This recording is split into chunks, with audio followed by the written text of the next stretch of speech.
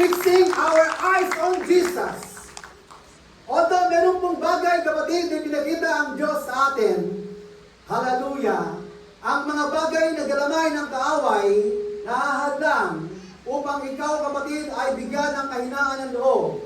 Pero tandaan po natin, wala nang magawa ang kaaway sapagkat ipinasilip na ng ating pong Panginoon sa kanyang anak ang magandang plano niya, mga kapatid.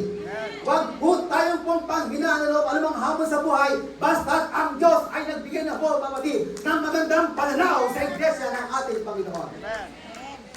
Kaya nga minsan may mga bagay tayo talagang hinaharap ng mga pagsubok. Kaya kapag may hina-hina ang iyong damdamin, baka umayaw ka na. Pero tandaan po natin, ikaw na anak ng Diyos na naglilingkod sa ating pong Panginoon. Kaya habang ikaw ay patuloy po na ipagbaka sa mabuting paipagbaka, ang Diyos din naman ay kasama ka niya, kapatid, sa mga bagay na namang hamon sa buhay, kapatid.